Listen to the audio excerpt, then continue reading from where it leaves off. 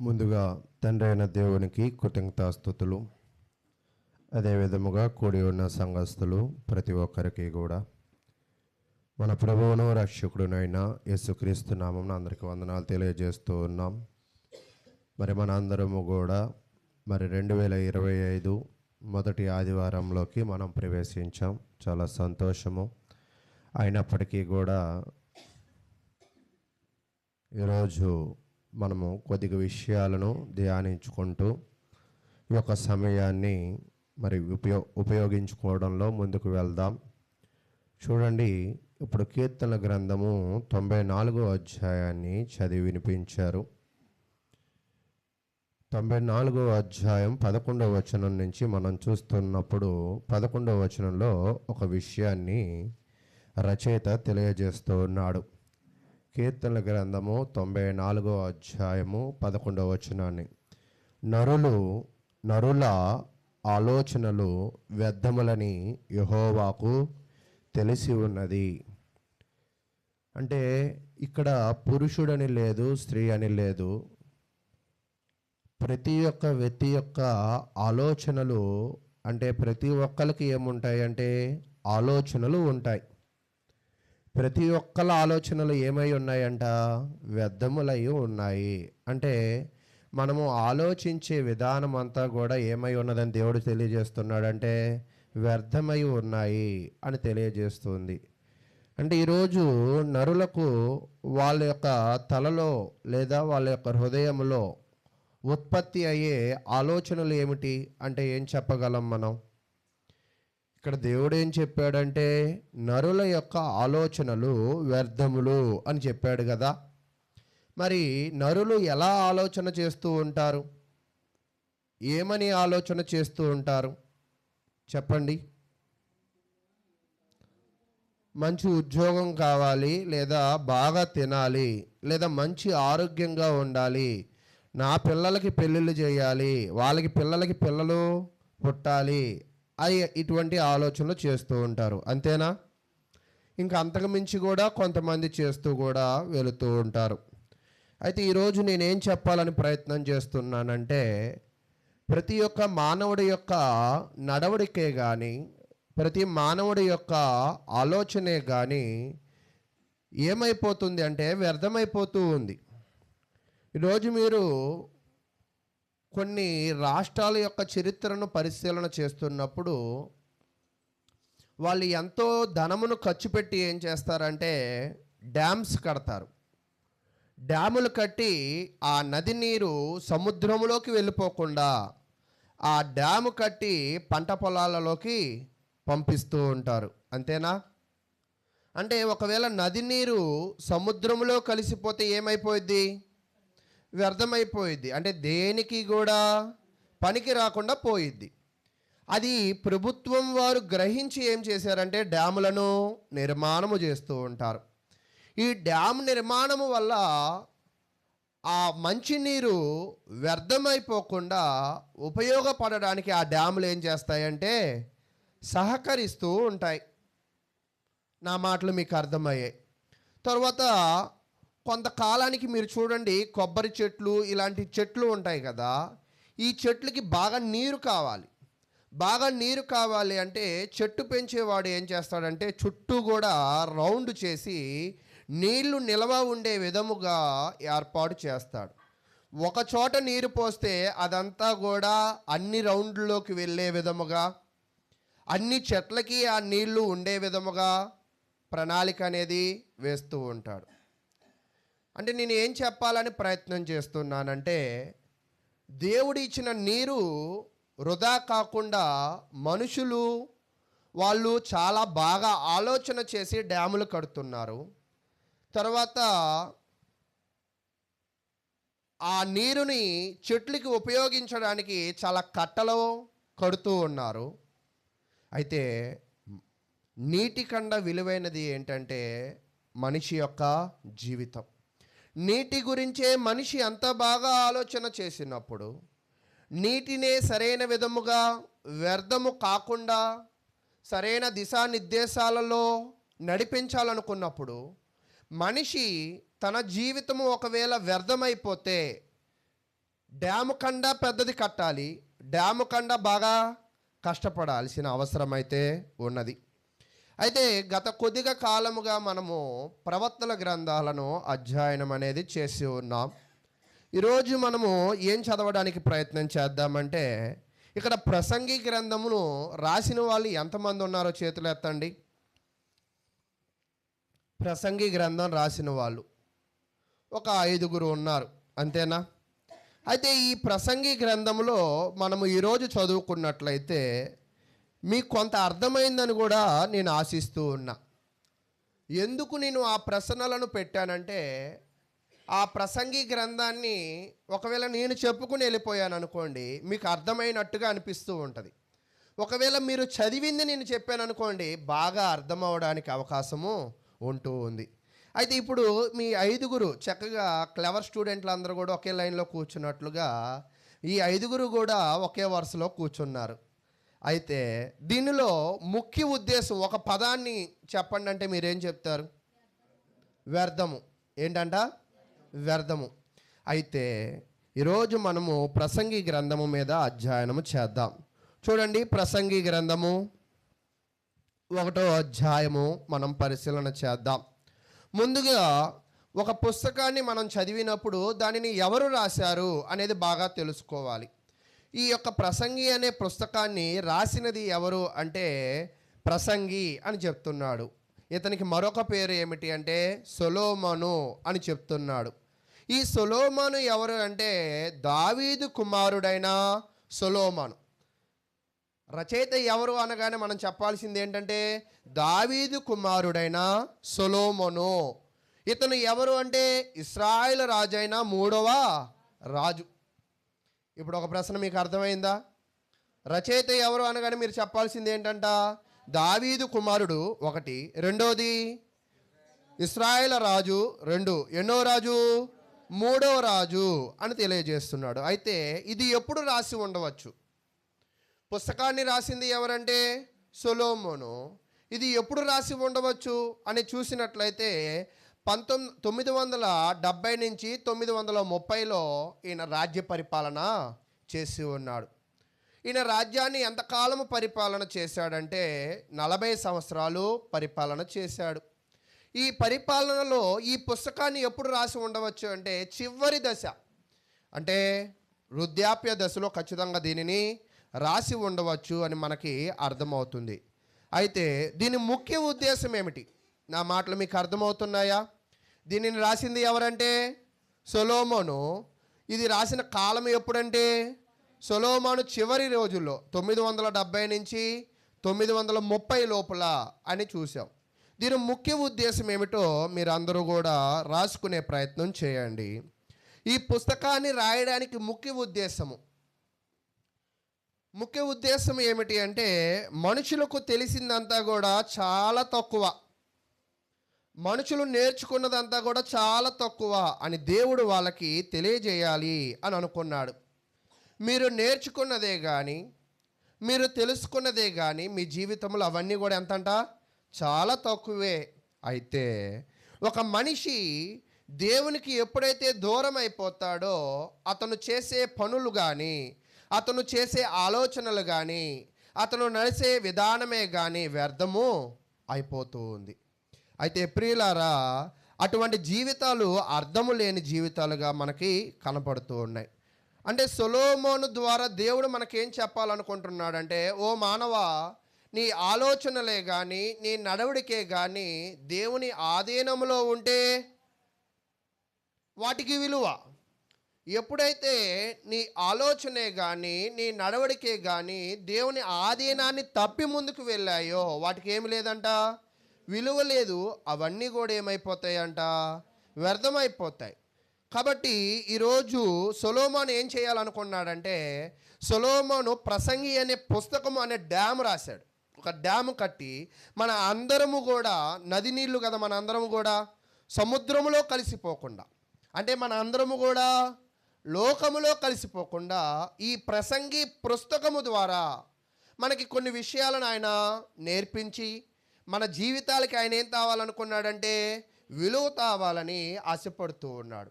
కాబట్టి ఈ పుస్తకాన్ని మనము నేర్చుకోవడం ద్వారా మనకేమొచ్చిందంటే విలువ లభిస్తుంది. మన జీవితంలో మనం ఏదైతే వేస్ట్ చేసుకుంటున్నామో అది కూడా మనకి అర్థమవుతుంది. చూడండి, మరలా చెప్తున్నాను, రాసింది ఎవరు చెప్పండి అందరూ? ఇంతమంది ఉన్నారు, ఒక్కళ్ళు అరిస్తే అరిసినట్టు ఉంది, గట్టి చెప్పట్లా. సొలొమోను. ఓకే, షార్ట్కట్లో ఆన్సర్ రాసినప్పుడు పెద్దగా రాదురులేండి, మళ్ళీ నేను కరెక్ట్ చేస్తా కాబట్టి. చెప్పేటప్పుడు చిన్నగా. ఎవరు రాశారు? సొలొమోను. ఎప్పుడు రాసి ఉండొచ్చు? చివరి దశలో రాసి ఉండవచ్చు. ముఖ్య ఉద్దేశం ఏమిటి? మనుషుల జీవితము వ్యర్థము కాకుండా ఎలా ఉపయోగించుకోవాలో నేర్పిస్తూ ఉన్నాడు. అయితే పుస్తక పరిచయాన్ని మనం రాసుకుందాం. చూడండి, పుస్తక పరిచయం. ప్రసంగి అనే పుస్తకము చాలామందిని ఆకర్షిస్తుంది. మీరు చూడండి, ప్రసంగి పుస్తకం తీయగానే స్టార్టింగ్ వర్డ్ ఏముంటుందంటే వ్యర్థము అనే పదం కనపడింది. వ్యర్థము అనగానే మనం ఏం చేస్తాం? వ్యర్థము అనగానే ఏం చేస్తాం? నేను కూడా ఒక్కోసారి కొన్ని ప్రసంగాలు ఏం చేస్తానంటే, మొన్న కూడా ఒక పుట్టినరోజు కార్యక్రమానికి వెళ్ళా. పుట్టినరోజు కార్యక్రమానికి వెళ్ళి చనిపోయిన ప్రసంగం చెప్పా. పుట్టినరోజు కార్యక్రమానికి వెళ్ళి ఏం ప్రసంగం చెప్పానంట? చనిపోయిన ప్రసంగం చెప్పా. అప్పుడు నన్ను అడిగాడు ఒక ఆయన, అదేంటి పుట్టినరోజు పిలిస్తే చనిపోయిన ప్రసంగం చెప్పావని. అంటే మనిషి జీవితం అంటే ఏంటంటే పుట్టుక, చావు. ఈ మధ్యలో నేర్చుకోవాల్సిందే ఏమై ఉన్నదంటే జీవితం అయి ఉన్నది. ఒక మనిషికి తన జీవితము ఇంకా వస్తుంది అంటే, ఆయుష్కాలం వస్తుంది అంటే, చనిపోయే లోపల అతను నేర్చుకోవాల్సిన విషయాలను మనం ఏం చేయాలంట? నేర్పించాల్సిన అవసరము ఉన్నది. కాబట్టి ఈ పుస్తకము అనేకులను ఏం చేసిందంటే ఆకర్షించింది. ఎందుకు అంటే ఈ పుస్తకములో విషయాలు మనందరికీ చాలా తేలికగా అర్థమవుతూ ఉంటాయి. ఈరోజు మీరు పరమగీతాలు ఎప్పుడైనా ఇక్కడ చదివిన వాళ్ళు ఉన్నారా? నా ప్రశ్న అర్థమైంది మీకు? పరమగీతాలు చదివిన వాళ్ళు, విలాప వాక్యాలు, ఇవన్నీ చదివిన వాళ్ళు ఎవరైనా ఉన్నారా? సరే, చదివితే చదివాము, అర్థం చేసుకున్న వాళ్ళు ఉన్నారా? అంటే ఇవన్నీ ఒక్కోసారి కొన్ని అర్థం కావు, కానీ ప్రసంగి చదవండి, చాలా తేలికగా అర్థమవుతుంది. అయితే అందుకే ఈ పుస్తకము అనేక మందిని ఏం చేసిందంటే పాత నిబంధనలో అబ్బురపరిచింది, అంటే అద్భుతంగా ఉంది. మరి ఈ పుస్తకాన్ని పరిసయ్యులు, శాస్త్రులు కూడా చదివారా? ఇశ్రాయేలు ప్రజలు కూడా చదివారా? పాత నిబంధన కాలంలో ఉన్న జనులు కూడా చదివారా? నా మాటలు మీకు అర్థమవుతున్నాయా? చదివారా లేదా? చదివారా? అయితే అవును, చదివారు అని మనం నేర్చుకోవాలి. అయితే ఈ ప్రసంగి పుస్తకంలో మరొక విషయం మనకు అర్థమయ్యేది ఏంటంటే, ఇక్కడ మనిషి యొక్క మరణము తరువాత జీవితము ఉండిద్దో లేదో అనేది తెలియని పరిస్థితుల్లో ఈ ప్రసంగి ఏం చేశాడంటే, మనిషి మరణము తరువాత ఆత్మకి కూడా ఏమున్నదంటే జీవితం ఉన్నది. అంటే దెయ్యాల భయాన్ని విడగొట్టింది కూడా ఈ ప్రసంగి పుస్తకం. అంటే చాలామంది ఏమనుకుంటారంటే, మనిషి చనిపోయిన తర్వాత 11 రోజులో 12 రోజులో ఉంటారు, ఈ ఆత్మ ఇక్కడే తిరుగుతూ ఉంటుంది అని చెప్తూ ఉంటారు. కానీ ప్రసంగి ఏం చేశాడంటే, మనిషి జీవితము వ్యర్థం కాకూడదని నేర్పిస్తూ, మనిషి చనిపోయిన తర్వాత ఆత్మ ఏం చేసిద్దంటే మరలా దేవుని వద్దకి, అంటే జీవిత విలువను నేర్పించాడు, ఆత్మ విలువను కూడా నేర్పించాడు. అయితే ప్రతి క్రైస్తవుడు కూడా ఈ ప్రసంగి పుస్తకాన్ని ఖచ్చితంగా విడవకుండా చదవవలసిన అవసరం అయితే ఉన్నది. చాలామంది ఏమనుకుంటూ ఉంటారంటే, పాత నిబంధన పుస్తకాలను చదవడానికి ఇంట్రెస్ట్ అనేది చూపించదు. మరి ముఖ్యముగా కావ్య గ్రంథాలు అంటారు. కావ్య గ్రంథాలు అంటే మీకు తెలుసా? యోబు, కీర్తనలు, సామెతలు, ప్రసంగి, పరమగీతాలు, ఈ 5 గ్రంథాలను ఏమంటారంటే కావ్య గ్రంథాలు అంటారు. అంటే కావ్యము అంటే పాత నిబంధన కాలంలో సామెతల ద్వారా కానీ, పాటల ద్వారా కానీ, కథల ద్వారా కానీ దేవుని వాక్యమును ఏం చేసేవాళ్ళంటే బోధించేవాళ్ళు. పాత నిబంధనలోనే కాదు కానీ పూర్వీకులు కూడా మీరు చూసినప్పుడు కొన్ని చరిత్రలను నాటకాల ద్వారా చూపించేవాళ్ళు, కొన్ని చరిత్రలో ఉన్న వాటిని పాటల ద్వారా వినిపించేవాళ్ళు. అయితే ఈ యొక్క ప్రసంగి కూడా ఏం చేశాడంటే జీవిత విలువను, ఆత్మ యొక్క పరిస్థితిని ఈ పుస్తకం ద్వారా మనకి నేర్పించే ప్రయత్నం చేశాడు. అయితే ఈ ప్రసంగి పుస్తకాన్ని మరింతగా మనం చదువుకుంటూ వెళ్ళినట్లయితే ప్రతి యువతకి ఇది ఒక మంచి పుస్తకం. అంటే మరి ముఖ్యముగా ప్రతి ఒక్క యువతకి ఏంటంట ఒక మంచి పుస్తకం. ఎందుకు యువతకే మంచి పుస్తకం అంటే, చూడండి, చిన్నపిల్లలప్పుడు జనాలు పాడైపోరు, పెద్ద అయిపోయిన తర్వాత పాడైపోయిన వాళ్ళని ఎవరు కూడా బాగు చేయలేరు. అంటే మధ్యలో ఉన్న దశ ఏమిటి అంటే ఈ యవన దశ. ఈ యవన దశలో ఉన్న వాళ్ళందరినీ కూడా ఈ ప్రసంగి ఏం చెప్తున్నాడంటే, మీ జీవితాలను మీరు వ్యర్థము చేసుకోవద్దు. మీ జీవితాలను మీరు వ్యర్థము చేసుకోకుండా వాక్యమును ఆధారముగా మీరు జీవించాలి అనే ఒక మంచి సందేశాన్ని ఈ ప్రసంగి ఇస్తూ ఉన్నాడు. అయితే చాలామందికి కూడా కొన్ని ప్రశ్నలు ఉంటాయి. ఆరాధనలో మనము పాత నిబంధన విషయాలు చదువుకోవచ్చా? ఒకవేళ ఆరాధనలో పాత నిబంధన విషయాలను మనము మాట్లాడుకోవచ్చా అని అనుకుంటూ ఉంటారు. ఎందుకంటే మన అందరము కూడా ఏ వారమై ఉన్నాము? కొత్త నిబంధన వారమై ఉన్నాం కదా. మనకి కొత్త నిబంధన వారము కాబట్టి పాత నిబంధన చదవకూడదు అని అనుకుంటూ ఉంటారు. కానీ దేవుని వాక్యం ఏం చెప్తుందో మనం నేర్చుకుందాం. అయితే ఒక మాటలు కొన్ని అడిగి నేను ముందుకు వెళ్ళిపోతాను. రచయిత ఎవరండి? సొలొమోను. రాసింది ఎప్పుడు? వృద్ధాప్య దశలో. ముఖ్య ఉద్దేశము వ్యర్థము. పుస్తక పరిచయం చాలా ఉంది కాబట్టి, అయితే ఇప్పుడు మనం ఏం నేర్చుకుందామంటే, పాత నిబంధన విషయాలను స్థానిక సంఘములలో మనము చెప్పుకోవచ్చా? పాత నిబంధన విషయాలను మనము స్థానిక సంఘాలలో వాక్యము ప్రకటన చేసుకోవచ్చా? పాత నిబంధన విషయాలను మనము చదువుకోవచ్చా అనేది మనము అధ్యయనం చేద్దాం. చూడండి, రోమీయులకు రాసిన పత్రిక 15వ అధ్యాయం 4వ వచనాన్ని మనం చదువుకుందాం. రోమీయులకు రాసిన పత్రిక 15వ అధ్యాయము 4వ వచనం. ఇప్పుడు ఎవరైతే బాగా రాసుకుంటారో రేపు ఎగ్జామ్ పెట్టగలిగితే తడువులు ఆడుకోకుండా రాసుకోగలుగుతారు. మరలా ప్రశ్న అర్థం కాలేదని ఆన్సర్లు రాయరు మీరు. ఇప్పుడు ఇంత చెప్పాను కదా, ఎంతమంది రాసి ఉంటారు మీరు? పుస్తకాలలో రాయరు. చెప్పినప్పుడు పరీక్ష పెట్టినప్పుడేమో మాకు ప్రశ్న అర్థం కాలేదంటారు. ఎలా సాధ్యపడిద్ది? కాబట్టి ప్రియులారా, ఏ విషయాలైతే వివరిస్తున్నామో చదువు వచ్చిన వాళ్ళు, రాసుకోగలిగిన వాళ్ళు ప్రతి దానిని రాసే ప్రయత్నాన్ని మీరు చేయండి. చూడండి, రోమీయులకు రాసిన పత్రిక 15వ అధ్యాయం 4వ వచనాన్ని చదువుకుందాం. ఏలయనగా ఓర్పు వలనను లేఖనముల వలని ఆదరణ వలనను మనకు నిరీక్షణ కలుగుటకై పూర్వమందు రాయబడినవన్నీయు మనకు బోధ కలుగు నిమిత్తము రాయబడి ఉన్నవి. అంటే పాత నిబంధనే కానీ కొత్త నిబంధనే కానీ ప్రవక్తల గ్రంథాలే కానీ సమస్తము దేవుని చేత రాయబడిన ప్రతి పుస్తకము గురించి ఇక్కడ తెలియజేస్తూ ఉన్నాడు. ఇక్కడ ఏం చెప్తున్నాడు అంటే, లోతుగా మనం అర్థం చేసుకోవాలి. ఏమిటి అర్థం చేసుకోవాలంటే, దేవుని గ్రంథము అనగా బైబుల్. ఈ బైబుల్లో ఏ పుస్తకమైనా కూడా మనకేం కలగజేస్తుందంటే, మొదటగా ఓర్పును తెలియజేస్తుందంట. రెండవదిగా మనకేం చేసిద్దంటే ఆదరణ కలగజేసిద్ది. ఈ ఓర్పు, ఈ ఆదరణ మనల్ని ఎటువైపు చూపించిద్ది అంటే నిరీక్షణను కలిగి ఉండమంటదన్నమాట. అంటే ఈరోజు ఏ గ్రంథమైనా మనము నేర్చుకుంటున్నామంటే బైబిల్లో ఒక పుస్తకాన్ని, ఆ పుస్తకం మనకేం కలగజేసిద్ది అంటే ఓర్పును నేర్పించిద్ది, ఆదరణను నేర్పించిద్ది, అవి నిరీక్షణను కలగజేస్తాయి అని తెలియజేస్తున్నాడు. కొంతమందికి ఇంకా బైబిల్ అర్థం కావడం లేదంటారు. ఎందుకు అర్థం కావడం లేదంటే వాళ్ళు సరిగా చదవడం లేదు. ఎవరైతే బైబిల్ బాగా చదవగలరో ఆ చదివిన వాళ్ళకి ఆయన ఓర్పు ఇవ్వడానికి ఇష్టపడుతున్నాడు. చదివిన వారిని ఆదరించడానికి ఆయన ఇష్టపడుతున్నాడు. చదివిన వారి యొక్క జీవితాలను మార్చడానికి కూడా ఆయన ఏం చేస్తున్నాడంటే ఇష్టపడుతున్నాడు. ఈరోజు మన జీవితంలో కొన్ని లక్షణాలను పొందాలి అంటే ఈ గ్రంథాన్ని మనము బాగా చదువుకోవాల్సిన అవసరము ఉన్నది. ఈరోజు కొంతమంది తొందరపడే వాళ్ళు ఉంటారు, లేదా కొంతమంది బాధపడే వాళ్ళు ఉంటారు, కొంతమంది వాళ్ళ చూపులను లోకం వైపు తిప్పేవాళ్ళు ఉంటారు. తొందరపడే వాళ్ళకి ఓర్పును గ్రంథం ఇస్తుంది, బాధపడే వాళ్ళకి ఆదరణ గ్రంథం ఇస్తుంది. లోకం వైపు ఉన్న నీ మనసును దేవుని వైపు తిప్పడానికి ఈ గ్రంథము కూడా సహాయం చేస్తుంది. కాబట్టి బైబిల్లో ఉన్న ఏ గ్రంథమును ఒకవేళ లోతుగా అధ్యయనము చేసినట్లయితే మంచి విషయాలను అది మనకి నేర్పిస్తుంది అని మనము తెలుసుకోవాలి. అయితే మనకి బైబిల్ అర్థం కావడం లేదు అంటే మనము చదవడంలో విఫలమయ్యాము, దానిని అర్థం చేసుకోవడంలో విఫలమయ్యాము అని మనము నేర్చుకోవాల్సిన అవసరము ఉన్నది. ఎవరైతే దేవుని గ్రంథాన్ని బాగా చదవగలుగుతారో దేవుడు వాళ్ళకి ఏమిస్తాడంటే మంచి గ్రహింపుని ఇస్తాడు.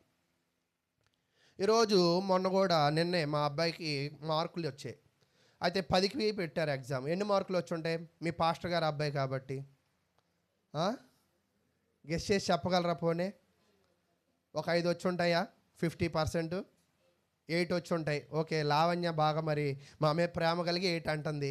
తర్వాత మీరు 10కి 10. అదిగో ఎవరో 10కి 10 అంటున్నారు. అయితే మా అబ్బాయికి 0 కొట్టేశారు. అక్కడ 0 కొట్టేసి 1 వేసారన్నమాట. అంటే ఏంటంటే వీడు వెళ్తున్నాడు కానీ రెగ్యులర్గా ఏం చేయట్లేదు, చదవట్లా. అది మాకు అర్థమైంది. అది అర్థమయ్యే 20,000 ఫీజు తీసుకెళ్ళి 7,000 స్కూల్లో వేసా. అంటే ఒక్కోసారి మనకేం అర్థమవుతుంది అంటే ఎంత రెగ్యులర్గా వెళ్ళినా ఎంత కూర్చున్నా ఈ మట్టిపురంలోకి చెప్తున్న విషయాలు అర్థం కాదు.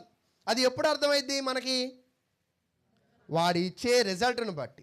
ఈరోజు అలాగే మనము ప్రవర్తించే ప్రవర్తనను బట్టే మనకి బైబిల్ అర్థమవుతుందా లేదా, మనము నడిచే తీరును బట్టే మనకి బైబిల్ సరిగానే అర్థమవుతుందా లేదా, మనము ప్రవర్తించే విధానమును బట్టే బైబిల్ని మనం సరిగా తెలుసుకోగలుగుతున్నామా లేదా అనేది మనకి తెలుస్తూ ఉంటుందన్నమాట. కాబట్టి ప్రియులారా, రెండవది చూడండి, 1 కొరింథీ రాసిన పత్రిక 10వ అధ్యాయం. 1 కొరింథీ రాసిన పత్రిక 10వ అధ్యాయము 11వ వచనాన్ని మనం చదువుకుందాం. 1 కొరింథీ 10వ అధ్యాయము 11వ వచనం. ఈ సంగతులు దృష్టాంతములుగా వారికి సంభవించి యుగాంతమందున్న మనకు బుద్ధి కలుగుటకై రాయబడెను. అంటే పాత నిబంధన విషయాలే కానీ క్రొత్త నిబంధన విషయాలే కానీ దేవుని చేత రాయబడిన ప్రతి పుస్తకము కూడా ఆ వ్యక్తికి ఏమిచ్చిద్దంట? బుద్ధిని ఇస్తుందంట. అంటే ఈరోజు నువ్వు దేవుని గ్రంథాన్ని చదువుతున్నావు అంటే నువ్వు ఏం కొనుక్కున్నట్టే అంటే బుద్ధిని కొనుక్కున్నట్టే, అజ్ఞానానికి దూరంగా వెళ్ళినట్టే ఈరోజు. కాబట్టి మీ జీవితంలో మీరు బుద్ధివంతులు కావాలంటే, మీరు మీ జీవితంలో ఓర్పు కలిగిన వారిగా ఉండాలంటే, మీ జీవితంలో ఆదరణ కలిగి ఉండాలంటే, మీ జీవితంలో దేవుని వైపు మీ దృష్టిని కేంద్రీకరించాలంటే ఖచ్చితంగా నువ్వేం చేయాలంటే దేవుని గ్రంథమును బాగా చదవాలి. అయితే కాబట్టి ప్రియులారా, ఒకవేళ ఈ గ్రంథాన్ని చదివిన తర్వాత దేవుడు మనకేం తెలియజేస్తాడంటే నీ లోపాలను సరిచేసుకునే బుద్ధిని ఆయన ఇస్తాడు, నీ పాపాలను కడిగి వేసుకునే బుద్ధిని ఆయన నీకు ఇస్తాడు. ఈరోజు చాలామంది ఇతరులు మనం ఏం చేస్తామంటే తీసుకో బాప్తిసం అని ఇబ్బంది పెడుతూ ఉంటాం. అయితే ఎప్పుడు కూడా మనం ఎవరిని ఇబ్బంది పెట్టకూడదు. మన పని ఏమిటంటే బుద్ధి నేర్పించడం. బుద్ధి కలిగితే వాళ్ళు ఏం చేసుకుంటారు అంతే. కాబట్టి ప్రియులారా, ఇక్కడ నేనేం చెప్తున్నానంటే దేవుడి యొక్క గ్రంథమును మీరు చదివినట్లయితే మీకు ఖచ్చితంగా ఏమొస్తుందంట? బుద్ధి వచ్చింది. అయితే చూడండి, ఇంకా మనం నేర్చుకున్నట్లయితే ఓర్పు రావాలన్నా, ఆదరణ రావాలన్నా, నిరీక్షణ రావాలి అన్నా, మనకి బుద్ధి రావాలన్నా ఈ బుక్లో ఏం స్పెషల్ ఉంది? ఈ బుక్ మనకి ఏమిచ్చిద్ది అన్నారు? ఓర్పు ఇచ్చిద్ది, ఆదరణ ఇచ్చిద్ది, నిరీక్షణ ఇచ్చిద్ది, బుద్ధినిచ్చిద్ది. అంటే ఇన్ని ఇవ్వడానికి దానిలో ఏంటి ప్రత్యేకత? ఇక్కడ ఒక విషయం ఉంటుంది, మీకు ఒక చిన్న క్లూ ఇస్తాను. నమ్ముట నీ వలనైతే నమ్మువానికి సమస్తము సాధ్యమే. దేవుడికి ఏంటంట? సమస్తము సాధ్యమే. నువ్వు అడుగు వాటికంటేనో ఊహించు వాటన్నిటికంటేనో అత్యధికముగా ఇచ్చే దేవుడు. అంటే దేవుడు ఏం చేయగలడంటే నువ్వు ఆయనను నమ్ము, అన్నీ ఆయన ఇవ్వగలడు. నువ్వు ఆయనను అడుగు, అన్నీ ఆయన ఇవ్వగలడు. అంటే దేవుడు తన భక్తులకు ఇవ్వడానికి ఎప్పుడు కూడా ఇష్టపడుతూ ఉంటాడు, సిద్ధపడుతూ ఉంటాడు. ఆ దేవుడే ఈ గ్రంథాన్ని మనకిచ్చాడు. అందుకే ఈ గ్రంథము ద్వారా మనకు ఓర్పు వస్తుంది, ఈ గ్రంథము ద్వారా ఆదరణ వస్తుంది, ఈ గ్రంథము ద్వారా నిరీక్షణ వస్తుంది, ఈ గ్రంథము ద్వారా బుద్ధి వస్తుంది. ఈరోజు ఒక్కోసారి మన జీవితంలో బుద్ధి లేకుండా నడుస్తూ ఉంటాం, బుద్ధి లేకుండా మాట్లాడుతూ ఉంటాం, బుద్ధి లేకుండా ప్రవర్తిస్తూ ఉంటాం. నమ్ముతారా నమ్మరా? అయితే ఈ బుద్ధి లేకుండా ఇంకా మనం నడుస్తున్నాము అంటే ఇంకా దేవుని జ్ఞానము మనలో పరిపక్వముగా పరిపూర్ణముగా మనం ఇంకా సంపాదించుకోవాల. ఈరోజు ఒకవేళ నేను చూశాను, ఒక సాంబార్ కర్ణాటకనో కేరళ రాష్ట్రాల్లో ఏమైందంటే ఒక సాంబార్ ఉందంట. ఒక పిల్లోడు వెళ్ళి దానిలో ఇలా చేయి పెట్టాడంట. చేయి పెట్టిన తర్వాత లెగిస్తే తోలంతా ఊడిపోయి ఎముకలు ఉంటాయి కదా చిన్న చిన్నవి, అవే ఉన్నాయంట. ఒకవేళ అదే సాంబార్ నీ ముందు పెడితే నువ్వు పెడతావా? ఎందుకు పెట్టవు? కాలిద్దని నీకు తెలుసు. అంటే తెలియకపోతే ఏం చేసేవాడివి? పెట్టేవాడు. అలాగే ఈరోజు మన దృష్టి దేవుని వైపు లేదు అంటే ఇంకా దేవుని జ్ఞానం మనకి అర్థం కాల. మనకి ఎప్పుడైందంటే లోపల చెయ్యి పెట్టి కాలిన తర్వాత ఆ చేయిని చూసుకుని ఈ చేయిని చూస్తే ఎప్పుడు బాధపడుతున్నప్పుడు అప్పుడు అర్థమైద్ది ఏమని, మనకి ఇంకా బుద్ధి రాల. లోకంలో ఒక సామెత ఉంటుంది, ఏంటి, చేతులు కారిన తర్వాత ఏం పట్టుకున్నా ప్రయోజనం లేదు, అది ప్రయోజనం లేదు. అలాగే ఈరోజు 2024 అనేది మనకి వెళ్ళిపోయింది. అది వెళ్ళిపోయి మనకి ఏం నేర్పించింది అంటే బుద్ధిని నేర్పించింది. నేను థెరపీ చేస్తున్నప్పుడు ఒక పేషెంట్ వచ్చాడు. ఒక పేషెంట్ వచ్చి, అంటే నేను చేస్తున్నప్పుడు బాగా మాట్లాడుతూ ఉంటా. ఆయన బుక్స్ బిజినెస్, గవర్నమెంట్ స్కూల్కి పుస్తకాలు వేస్తాడు. అందులో ఒక 3 లక్షలు ఉంటే 2 నెలల్లో 10 లక్షలు చేస్తా అన్నాడు. ఎందుకు బ్రదర్ అన్న, నేను పుస్తకాలు గవర్నమెంట్ స్కూల్స్కి సప్లై చేస్తా.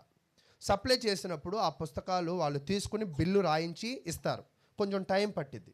అయితే మా పంతులు గారు మాకేం చెప్పారంటే, నా పేరు మీద వ్యాపారము చేయొద్దన్నారు, కాబట్టి ఎవరినైనా పార్ట్నర్గా కలుపుకుని చేయమన్నారు అని చెప్పాడు. అలా అన్నాడని నేను ఒక పార్ట్నర్ని కలుపుకుని నేను కష్టపడ్డా, నేను అమ్మా, నేను లాభం తీసుకొచ్చా. ఆయన నాకేమి ఇచ్చాడంటే 10 లక్షల లాభంలో ₹1,00,000 ఇచ్చాడు. అంటే జీతం ఇచ్చాడు కానీ పార్ట్నర్షిప్ ఇవ్వాల. అప్పుడు ఆయన అంటున్నాడు, నేను 3 లక్షల రూపాయలు ఒక ట్రైనింగ్ నేర్చుకున్నా అన్నాడు. 3 లక్షలు పెట్టి ఒక ట్రైనింగు చేశా. ఏంటంటే మనుషులను ఎప్పటికీ నమ్మకూడదు. 3 లక్షలకి ఆయన నేర్చుకున్న పాఠం ఏంటంట, మనుషుల్ని ఎప్పుడూ నమ్మకూడదు. అది మరి ముఖ్యంగా దేని విషయంలో, డబ్బుల విషయం. అంటే ఆయన ట్రైనింగ్ ఫీజు ఎంత, 3 లక్షలు. అంటే ఎందుకు ఈ విషయాలు నేను చెప్పాలనుకుంటున్నానంటే, ఒక్కోసారి మనకు చెల్లించేదాకా బుద్ధి రాదు. కాబట్టి ఇక్కడ నేను ఎందుకు ఈ విషయాలన్నీ మీకు తెలియజేస్తున్నానంటే, చూడండి 2 తిమోతి రాసిన పత్రిక 3వ అధ్యాయం. ఓర్పు కలగజేయడానికి, ఆదరణ కలగజేయడానికి, నిరీక్షణ కలగజేయడానికి, బుద్ధి కలగజేయడానికి ఈ బుక్ యొక్క స్పెషాలిటీ ఏమిటి, ఈ గ్రంథము యొక్క స్పెషాలిటీ ఏమిటి అంటే 2 తిమోతి 3వ అధ్యాయము 16వ వచనం చదువుతున్నాను. దైవజనుడు సన్నద్ధుడై ప్రతి సత్కారమును పూర్ణముగా సిద్ధపడి ఉండునట్లు దైవావేశము వలన కలిగిన ప్రతి లేఖనము ఉపదేశించుటకును, ఖండించుటకును, తప్పుదిద్దుటకును, నీతి యందు శిక్ష చేయుటకును ప్రయోజనకరమై ఉన్నది అని చెప్తున్నాడు. ఈ గ్రంథము ద్వారా ఒక వ్యక్తి ఓర్పును ఎందుకు లభిస్తుంది, ఆదరణ ఎందుకు లభిస్తుంది, నిరీక్షణ ఎందుకు లభిస్తుంది, తర్వాత బుద్ధి ఎందుకు లభిస్తుంది అంటే, ఈ బుక్కుని రాసింది మనుషులు కాదు, ఈ బుక్కుని దేవుని ప్రేరణ ద్వారా మనుషులు రాశారు. అందుకే ఈ బుక్కుని మీరు చదివినట్లయితే ఈ బుక్ నీలో తప్పును చూపిస్తుంది, ఈ బుక్ నీలో తప్పులను సరిదిద్దుతుంది, ఈ బుక్ నిన్ను ఏం చేస్తుంది అంటే నీతిలో నిన్ను స్థిరపరిచింది. అంటే ఒకళ్ళు వాళ్ళ జీవితాన్ని మార్చుకోలేకపోతున్నారంటే, వాళ్ళ జీవితంలో ఇంకా పాపము ఉన్నది అంటే, వాళ్ళ జీవితంలో ఇంకా బుద్ధి లేకుండా నడుచుకుంటున్నారంటే, వాళ్ళు ఎందుకు నడుచుకుంటున్నారంటే ఈ బుక్ని సరిగా స్టడీ చేయలే. ఒకవేళ ఈ బుక్ని ఎవరైనా స్టడీ చేస్తే వీళ్ళకి ఎవరు బుద్ధి నేర్పించక్కర్లా. ఈ చదివినప్పుడు ఈ బుక్కే మనకేం చేసిద్దంట, నేర్పించే అవకాశం ఉంటుంది. అంటే ఈరోజు ప్రియులారా, మన జీవితంలో మనం ఏది నేర్చుకోవాలన్నా కూడా దేవుని ఎక్కడ ఉంచాడంట, తన గ్రంథములో ఉంచాడు.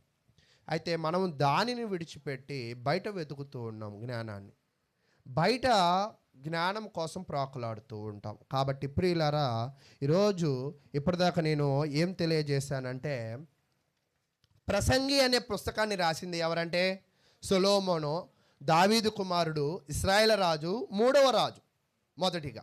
రెండవది రాసిన కాలము ఎప్పుడంటే ఆయన 970 నుంచి 30 దాకా పరిపాలన చేశాడు. వృద్ధాప్య దశలో రాశాడు. ముఖ్య ఉద్దేశం ఏమిటి అంటే, నరులు జ్ఞానవంతులు కాదు, నరుల యొక్క జీవితాన్ని వ్యర్థముగా ఖర్చు పెట్టుకుంటున్నారు అని దేవుడు నిరూపించాలనుకున్నాడు. తర్వాత ఈ పుస్తకాన్ని దేవుడు మనకి ఎందుకు ఇచ్చాడంటే, మనిషి యొక్క జీవితము వ్యర్థము కాకుండా ప్రయోజనానికి, ఒక డ్యామ్ని ఎలా కడుతున్నారో అలాగే దేవుడు కూడా ఈ పుస్తకము ద్వారా లేదా దేవుని గ్రంథము ద్వారా మన జీవితాలు విలువ కోల్పోకుండా, పాపములో పడిపోకుండా, తప్పుడు మనుషులుగా మనము చిత్రీకరించకుండా మన జీవితాలను రక్షించడానికి ఈ పుస్తకం ఉంది. అయితే ఈ పుస్తకము పేరు ఏంటంటే ప్రసంగి. అర్థమైందా ఇప్పటిదాకా? అయితే ప్రసంగి అనే పదము ఇది హీబ్రూలోంచి వచ్చింది.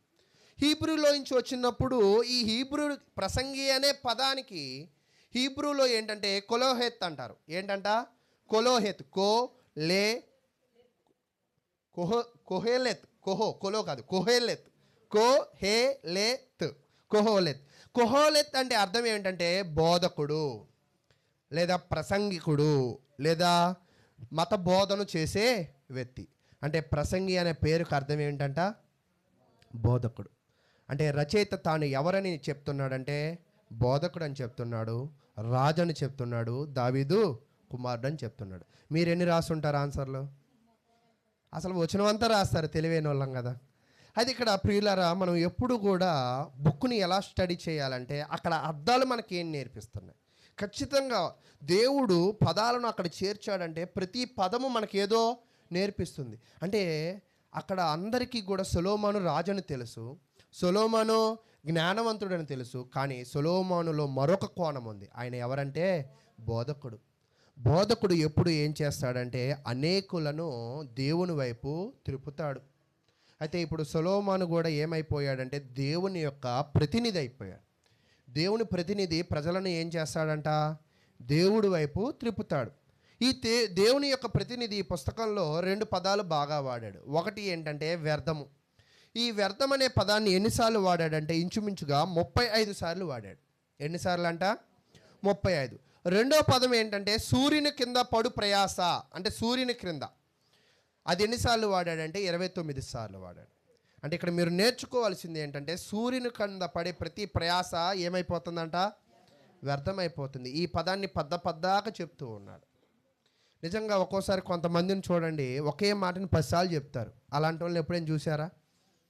పోనీ మీరు ఎప్పుడైనా అలా చేశారా? ఎందుకు పదే చెప్తాం?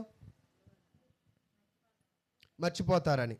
తర్వాత అది ఇంపార్టెంట్ అని. అదేంటంట? ఇంపార్టెంట్. ఈరోజు నిజంగా నాకు తెలిసి గోపాల్ అనే ఒక సహోదరుడు ఉండేవాడు కదా, ఆయన వాక్యం ప్రకటించినప్పుడు కొంతమంది నొసుక్కునేవాళ్ళు, నేను చూసేవాడిని. సొనుక్కునేవాళ్ళు, నేను చూసేవాడిని. అంటే బాగా చెప్తున్నాడని కాదు, ప్రార్థనకి టయానికి రావాలి, డోర్లు వేసేస్తాను, ఇవన్నీ చెప్పేవాడు. ఇవన్నీ చెప్పినప్పుడు ఇక్కడ కొంతమంది పురుషులు కూడా ఏంటి పద్దాకి ఇదే చెప్తున్నాడు అని అనుకునేవాళ్ళు.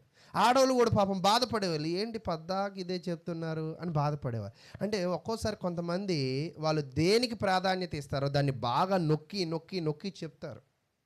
అలాగే ఈ ప్రసంగి అనే వ్యక్తి కూడా నొక్కి ఏం చెప్తున్నాడంటే వ్యర్థము. ఏది వ్యర్థం అంట? సూర్యుని కింద నరుడు పడే ప్రతి ప్రయాస కూడా వ్యర్థమే. అయితే ప్రియులారా, అప్పుడు మీరు అనొచ్చు, తినడం కూడా వేస్టేనా అండి అంటారు. అయితే తర్వాత తెలుసుకుందాం దాని గురించి. అయితే ఇప్పుడు ఈ పుస్తకంలో మనం ఈరోజు 1వ అధ్యాయాన్ని ధ్యానిద్దాం. ఇప్పటిదా మీకు అర్థమైందా? 1వ అధ్యాయంలో ముఖ్య అంశాలు మనం చూద్దాం, ప్రధానమైన అంశాలు.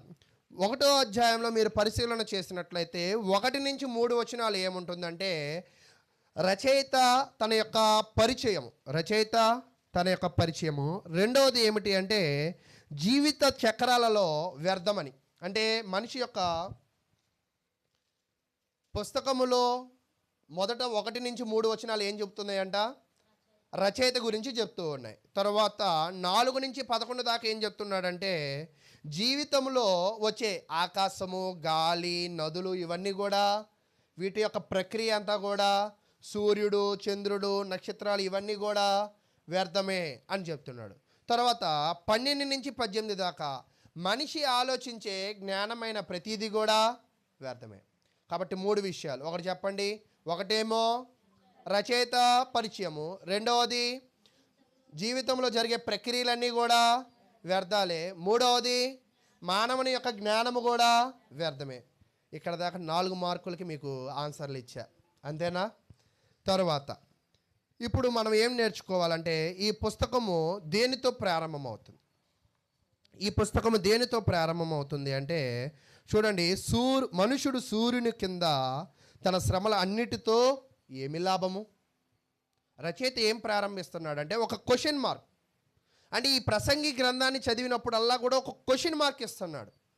ఎందుకని చెప్పుకుంటూ పోతే చాలా క్వశ్చన్లు ఉన్నాయి దీనిలో. అయితే ప్రియులారా, ఇంకా మనం వాక్యంలోకి ముందుకు వెళ్ళిపోదాం. చూడండి, ప్రసంగి గ్రంథము 1వ అధ్యాయము 1వ వచనాన్ని మనం చదువుకుని ముందుకు వెళ్దాం. ప్రసంగి గ్రంథము 1వ అధ్యాయము 1వ వచనం.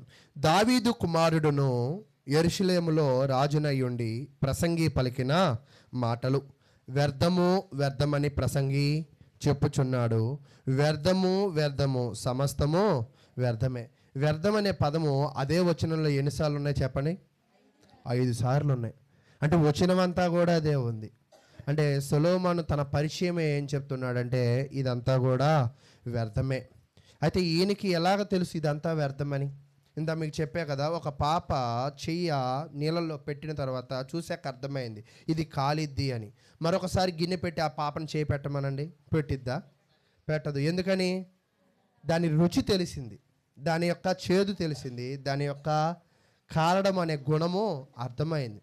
అలాగే సొలొమోనుకి కూడా సమస్తము వ్యర్థమని తనకెలా అర్థమైంది అంటే, సమస్తమును కూడా ఈయన ఏం చేశాడంటే రుచి చూశాడు. సమస్తమును కూడా ఈయన ఏం చేశాడంటే వెదుకులాడాడు. కాబట్టి ఈయన ఏం చేస్తున్నాడంటే, నేను సమస్తము చూసేసా, మీరందరూ చేసుకోలేని అన్ని భార్యలను నేను చేసుకున్నా, మీరందరూ సంపాదించలేని అంత డబ్బును నేను సంపాదించా, మీ అందరికీ లేని సకల సమృద్ధి కూడా నాకు ఉన్నది, నాతో పోల్చడానికి భూమి మీద ఎవరికి కూడా సరిపోరు. అయితే ఇదంతా నేను చూసిన తర్వాత నాకేం అర్థమైందంటే ఇదంతా కూడా వ్యర్థమే. అంటే భార్యలు, ఆస్తులు, జ్ఞానము ఇవన్నీ కూడా వ్యర్థమే. అయితే ఇవన్నీ వ్యర్థమని నాకు అర్థమైన తర్వాత నేను రాజుగా నుంచి నేను ఇప్పుడు ఏం మారిపోయానంటే ఒక ఉపదేశకుడిగా మారిపోయా, ఒక గురువుగా మారిపోయా. కొంతమంది అంటూ ఉంటారు భార్య మీద కోపం వచ్చినప్పుడు ఏమని? సన్యాసి అయిపోతా. సన్యాసి కాదు, సన్యాసి అయిపోతా. సన్యాసి అయిపోతా అంటారు. అంటే ఏంటి సన్యాసి అంటే? ఎవరితో సంబంధం లేకుండా. అంటే ఇంతకుముందేమో 900, 600, 600, 300, 400, ఇంచుమించుగా 900, 1000 మందో భార్యలు కావాలనుకున్నాడు. అన్ని రాజ్యాల రాజులతో ఏం కావాలనుకున్నాడు? ఐక్యత కావాలనుకున్నాడు, సంబంధం కావాలనుకున్నాడు, ప్రేమ కావాలనుకున్నాడు, రాజ్యము కావాలనుకున్నాడు. ఇవన్నీ తిన్న తర్వాత ఏమనుకుంటున్నాడు? వద్దనుకుంటున్నాడు. వద్దని ఏం చేయాలనుకుంటున్నాడు అంటే, నేను ఇవన్నీ అనుభవించా, ఈ రుచి నాకు అర్థమైంది, వీటిని మీరు వద్దు. చిన్నపిల్లలకు కూడా పెద్దవాళ్ళు చెప్తూ ఉంటారు, సిగరెట్ తాగొద్దు, మందు తాగొద్దు, కుర్రోళ్ళతో తిరగద్దు, జీవితాన్ని పాడు చేసుకోవద్దని. కుర్రోళ్ళు ఏమంటారంటే, నువ్వు తిరిగావుగా, నువ్వు చేస్తున్నావుగా అంటారు. తిరిగాను కాబట్టే నీకు నేను చెప్తున్నాను. అది ఆడికి అర్థం కాదు. అంటే ఇక్కడ ప్రసంగి కూడా తన అనుభవంతో చెప్తున్నాడు. తన అనుభవం ఎంత అంటే దాన్ని కొలవడానికి మన దగ్గర అవకాశమే లేదు. అంత గొప్ప అనుభవజ్ఞుడు, అంత గొప్ప అనుభవజ్ఞుడే, అంత గొప్ప జ్ఞానవంతుడే, 1000 మంది భార్యలను నిలబెట్టి మాట్లాడగలిగినోడే ఏం చెప్తున్నాడంట అవన్నీ కూడా. మన జీవితంలో ఒక్క భార్యతోనే ఏగలేకపోతున్నాం, 1000 మందితో వేగినోడు ఏం చెప్తున్నాడు? ఇదంతా వ్యర్థం అని చెప్తున్నాడు. అర్థమైందా? అయితే ప్రియులారా, ఇక్కడ ఈ యొక్క సొలొమోను ఏం చేశాడంటే ఒక ఉపదేశకుడుగా, ఒక గురువుగా ప్రారంభమైంది. ఈయన ఉపదేశం ఎలా ఉన్నది అంటే, ఇంకా ఇతను ఒక మంచి ఉపన్యాసకుడుగా తన జీవితాన్ని ప్రారంభించాడు. తన చివరి దశలో ఒక మంచి ఉపన్యాసకుడు అయ్యాడు. ఒక మంచి ఉపన్యాసకుడు ఎప్పుడు కూడా ఏం చేస్తాడంటే జనులను ఆకర్షించే విధముగా, జనులను ఆలోచన చేసే విధముగా పదజాలాలను ఉపయోగిస్తూ అందరికీ అర్థమయ్యే రీతిగా దేవుని వాక్యమును వివరిస్తాడు. అంతేనా? అలాగే సొలొమోను కూడా ఒక మంచి ఉపన్యాసకుడు. ఎందుకు అంటే మంచి విషయాలను తన ప్రజలకు నేర్పించడానికి సులభమైన మాటలతో నేర్పిస్తూ ఉన్నాడు. అయితే సమస్తము వ్యర్థమే అని ధైర్యముగా ఆయన ఏం చేస్తున్నాడంటే నొక్కి చెప్తున్నాడు. వ్యర్థం నిరూపించండి. ఈరోజు కొంతమంది అంటారు, నేను అబద్ధం చెప్పానని నువ్వు నిరూపించు, నేనేం చేస్తా, అది ఇస్తా, ఇది ఇస్తా అంటారు. అంతేనా? కాబట్టి ప్రియులారా, సొలొమోను కూడా ఏం సవాల్ ఇసిరాడంటే సమస్తము వ్యర్థమే, దీనిలో ప్రయోజనకరమైనది ఏదైనా మీరు చూపించగలరా? చూపించడానికి ఆస్కారమే లేదు. అంటే ఈ భూమి మీద సమస్తము కూడా అనుభవించిన తర్వాత సొలొమోనుకి ఏం కలిగిందంటే ఇది వ్యర్థముగా కనపడింది. ఏది వ్యర్థముగా కనపడింది? సూర్యుని కింద మనుషులు పడే ప్రయాసం మొత్తము కూడా వ్యర్థముగా కనపడింది. అయితే ఈ వ్యర్థము అంటున్నాడు కదా, ఈ పదాన్ని కొద్దిసేపు మనము చదువుకునే ప్రయత్నం చేద్దాం. అయితే ఇప్పటిదాకా చెప్పిన విషయాలు మీకు ఆ చరిత్ర అర్థమైందని నేను అనుకుంటూ ఉన్నా. ఇప్పుడు ఈ వ్యర్థము అనే పదాన్ని ఒకవేళ మనం చదువుదాం. ఈ వ్యర్థము అనే ఒకవేళ పదాన్ని మీరు ఇంగ్లీష్లో చూసినట్లయితే వ్యానిటీ అనే వర్డ్తో అర్థం తెలియజేస్తుంది. ఈ వ్యానిటీ అనే పదాన్ని ఇంగ్లీష్ డిక్షనరీలో ఒకసారి కొట్టి చూడండి. ఒకవేళ ఇంగ్లీష్ డిక్షనరీలో వ్యర్థానికి అర్థం ఏమిటంటే అక్కడ ఏం చెప్తాడంటే మాయ అంట. అంటే ఈ లోకమంతా కూడా ఏంటంట? మాయ. తర్వాత వ్యర్థానికి మరొక అర్థం ఏమిటంటే శూన్యం అంట. ఈ లోకమంతా కూడా ఏంటంట? శూన్యం. తర్వాత వ్యర్థానికి అర్థం ఏంటంటే నిరర్ధకము అంటే అర్థమే లేదు. వ్యర్థానికి ఏం లేదంట? అర్థమే లేదు అంటే అర్థము. తర్వాత వ్యర్థానికి మరొక నిర్వచనం ఏంటంటే అబద్ధం. అంటే ఈ లోకమంతా కూడా ఏంటంట? అంటే ఇక్కడ మీకు నేనేం నేర్పిస్తున్నానంటే ఈ లోకమంతా మాయ, ఈ లోకమంతా శూన్యము, ఈ లోకమంతా నిరర్ధకత, ఈ లోకమంతా అబద్ధం. అంటే ఈ లోకమంతా కూడా ఏం నిండి ఉందంట? ఇవన్నీ నిండి ఉన్నాయి. ఈ నిండి ఉన్న లోకము యొక్క రుచిని ఎవరు చూసేశారు? సొలొమోను చూసేశాడు. అయితే ఇంకా ఏం చెప్తున్నాడంటే ఈ లోకమంతా వ్యర్థం అంటే అవివేకం అంట. వ్యర్థం అంటే అవివేకము. వ్యర్థము అంటే దుర్బల బుద్ధి. వ్యర్థము అంటే మనుషుల కోరిక అంతా కూడా వ్యర్థమే అని చెప్తున్నాడు. అంటే ఇక్కడ నేను ఒక పదాన్ని తీసి చదువుతా. సమస్తము వ్యర్థమే అన్నాడు కదా. ఇప్పుడు సమస్తము వ్యర్థములో వ్యర్థము అనే అర్థానికి మనం ఏమన్నాం? మాయ అన్నాం కదా. సమస్తము మాయ. తర్వాత సమస్తము అబద్ధం, సమస్తము శూన్యం, సమస్తము నిరర్ధకం, సమస్తము కూడా అర్థము లేనిదే. కాబట్టి ఈరోజు ఈ సమస్తము కూడా దేనితో నిండి ఉన్నదంట? వ్యర్థముతో నిండి ఉన్నది. అంటే మాయ అంటే ఏంటి చెప్పండి మీరు? కంటికి కనిపించినట్టు ఉంటుంది కానీ అది పట్టుకునేపాటికి అది కనపడదు. అంటే ఇక్కడ ఏం చెప్తున్నాడంటే ఈ లోకమంతా కూడా సంతోషాన్ని ఇచ్చిద్ది అనుకుంటారు, ఈ లోకంలో ఉన్నవన్నీ కూడా ఆనందాన్ని ఇచ్చిద్ది అనుకుంటారు, ఈ లోకమంతా కూడా నీకు ఉపయోగం అని అనిపిస్తూ ఉంటుంది. కానీ ఒకవేళ మీరు వాటిని పట్టుకోండి అది అక్కడ కనపడదు. అదంతా కూడా ఏమై ఉందంట? మాయ అయిపోయి ఉన్నదని దేవుని వాక్యం అయితే తెలియజేస్తూ ఉంది. కాబట్టి ప్రియులారా ఇక్కడ మీకు అర్థమైందా? మనుషులు భూమి మీద ఉండే ప్రతి కోరిక కూడా ఏమండి? వ్యర్థమే. అంటే మాయా ప్రపంచం ఇది. దేవుడు మనకేం చెప్పాలనుకుంటున్నాడంటే, సొలొమోను ప్రవక్త మనకేం నేర్పించాలనుకుంటున్నాడంటే లోకములో ఉండే సమస్తము కూడా అబద్ధము, మాయా, వ్యర్థము అని చెప్తున్నాడు. తర్వాత 3వ వచనానికి వెళ్ళిపోదాం. 3వ వచనం, ప్రసంగి గ్రంథము 1వ అధ్యాయము 3వ వచనం. సూర్యుని క్రింద నరులు పడుచుండు పాట అంతటి వలన వారికి కలుగుచున్న లాభమేమి? అంటే నేను అంతా వ్యర్థమని చెప్తున్నాను కదా, కానీ నరుడు ఏం చేస్తున్నాడు? చాలా ప్రయాసపడుతున్నాడు. అంటే లావుగా ఉన్నవాడు ఏమవ్వాలనుకుంటున్నాడు? సన్నగా అవ్వాలనుకుంటున్నాడు. అందహీనంగా ఉన్నవాడు ఏమవ్వాలనుకుంటున్నాడు? అందంగా అవ్వాలనుకుంటున్నాడు. డబ్బు లేనివాడు ఏమవ్వాలనుకుంటున్నాడు? డబ్బు గలవాడుగా అవ్వాలనుకుంటున్నాడు. చదువు లేనివాడు ఏమవ్వాలనుకుంటున్నాడు? చదువుకోవాలనుకుంటున్నాడు. అయితే ఇవన్నీ కూడా వేస్టేనా? అయితే సొలొమోను ఏం చెప్తున్నాడు అంటే ఖచ్చితంగా ఇవన్నీ కూడా వ్యర్థమే. అంటే సూర్యుని కింద మనుషుడు భౌతికంగా ఆలోచించే ప్రతీది కూడా వ్యర్థమే. అదేంటంటే నేను పొద్దున్న 9ంటికి వెళ్ళి నైట్ 9 వరకు కష్టపడుతున్నా, ఇది కూడా వ్యర్థమేనా అంటే అది కూడా వ్యర్థమే. అయితే ఈ వ్యర్థము అని చెప్తున్నారు కదా, నా ప్రసంగం మీకు అర్థమైందా? దీన్ని కూడా వ్యర్థమే అంటారా? ప్రసంగం వ్యర్థం కాదు, ఇలాగే ఉంటుంది. ఒక్కోసారి పరిస్థితులు ఎలాగ ఉంటాయంటే కొంచెం లోతుకు వెళ్ళిన తర్వాత ఏదంటే అది అంటూ ఉంటాం. ఇప్పుడు నేనేం ప్రసంగం కూడా వ్యర్థమే. ఈ 2024 చెప్పిన ప్రసంగాలన్నీ వ్యర్థమే, అంతేనా? అయితే ఎప్పుడు కూడా భౌతికమైన వ్యర్థం అవుతాయి, కానీ దేవుని మాటలు ఏం కావంట? వ్యర్థం కాదని దాన్ని నేర్చుకున్నాం. అంటే వ్యర్థం మన దగ్గర వచ్చాడు కాబట్టి ఆయన వ్యర్థం అన్నాడు. కానీ వాక్యం ఏం నేర్పించిందంట? ఓర్పుని కలిగించింది. వాక్యం ఏం కలిగించిందంట? ఆదరణ కలిగించింది. వాక్యం ఏం కలిగించిందంట? నిద్రపోయే వాళ్ళు కూడా చెప్తే నిద్ర రాదు. తర్వాత వాక్యం ఏం కలిగిస్తుందంట? బుద్ధిని కలిగిస్తుంది. అది ఎలా వ్యర్థమైద్ది అంటే వాక్యము వ్యర్థము కాదు, భూమి మీద జరుగుతున్న క్రియలు వ్యర్థము. అయితే ఈ భూమి మీద జరిగేదంతా వ్యర్థము అన్నప్పుడు దానిని నువ్వు పట్టుకుంటున్నావు కదా, నువ్వు కూడా ఏమవుతావు?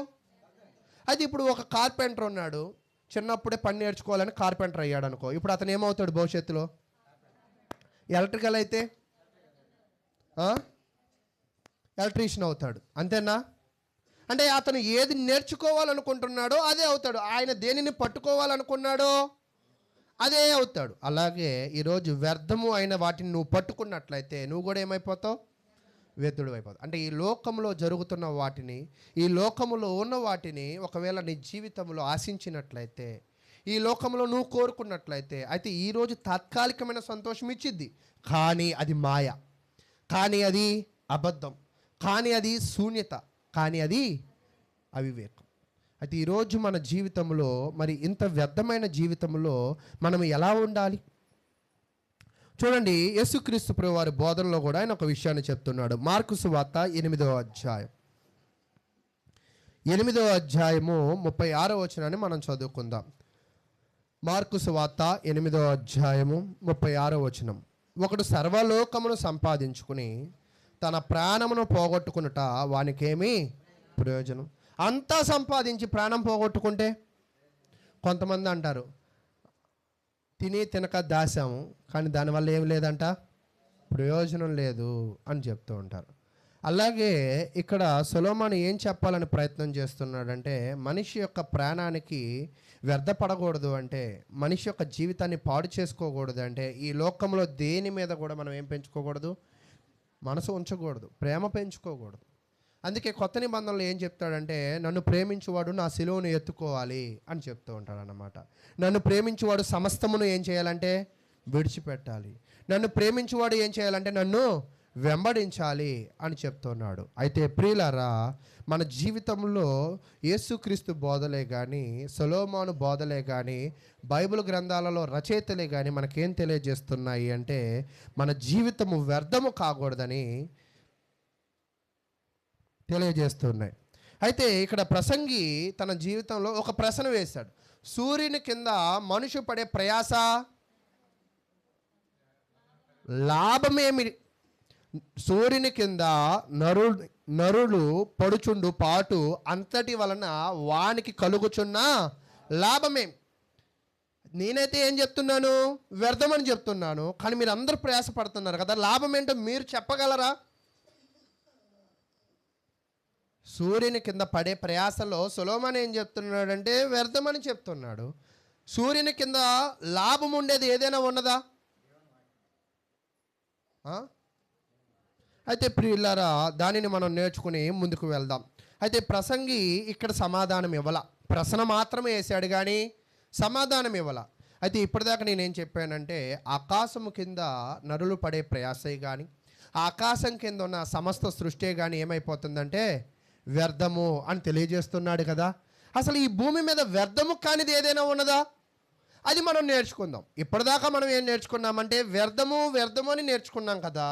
వ్యర్థము కానిది ఏదైనా ఉన్నదేమో అది నేర్చుకునే ప్రయత్నం చేద్దాం. వ్యర్థమని ఏం నేర్చుకున్నామంటే అన్నీ కూడా నరుని ఆలోచనలు, నరుని పనులు, నరుని నడవడిక, నరుడు యొక్క జీవితమే వ్యర్థం.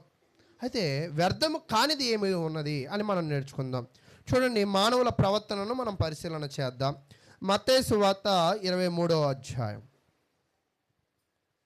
మత్తయి సువార్త 23వ అధ్యాయము 27వ వచనాన్ని చదువుకుందాం. మత్తయి సువార్త 23వ అధ్యాయము 27వ వచనాన్ని. అయ్యా, ఇక్కడ మనుషుల ప్రవర్తన గురించి చెప్తూ ఉన్నాడు అన్నమాట. అయ్యా, వేషధారులైన, మత్తయి సువార్త 23వ అధ్యాయము 27వ వచనం. అయ్యా, వేషధారులైన శాస్త్రులారా, పరిసయ్యులారా, మీరు సున్నము కొట్టిన సమాధులను పోలి ఉన్నారు. అవి వెలుపల శృంగారముగా అగుపడును గాని లోపల చచ్చిన వారి ఎముకలతోనూ సమస్త కల్మషముతోనూ నిండి ఉన్నవి. ఇక్కడ ఏం చెప్తున్నాడంటే, యేసుక్రీస్తు ప్రభువారు వేషధారులైన శాస్త్రులు, పరిసయ్యులారా, సమాధులు చూడడానికి పైకి ఎలా ఉన్నాయంట?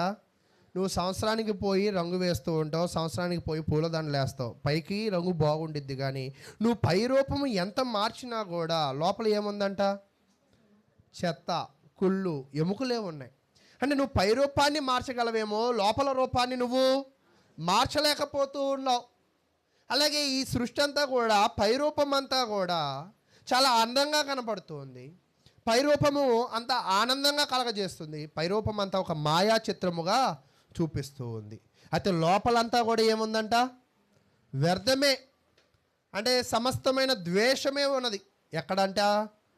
ఈ సృష్టిలో. సొలొమోను ఎందుకు వ్యర్థమని చెప్పాడంటే పైకి అందంగా కనపడిద్ది కానీ సృష్టి లోపలంతా కూడా ఏముందంట? ఈరోజు మనుషులు కూడా మీరు చూడండి, చూడడానికి తెల్లగా ఉంటారు, వేసుకోవడానికి మంచి బట్టలు వేసుకుంటారు, ఉండడానికి మంచి కళగా ఉంటారు.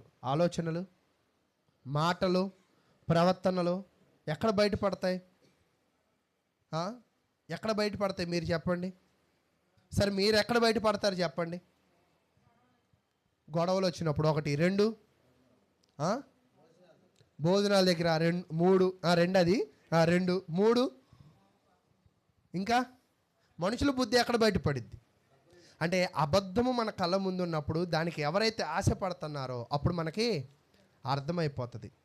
అయితే ఈరోజు ఈ జీవితంలో కూడా ఈ సృష్టి అంతా కూడా అబద్ధం. దీనికి ఎవరైతే ఆశపడుతున్నారో అదే జీవితం.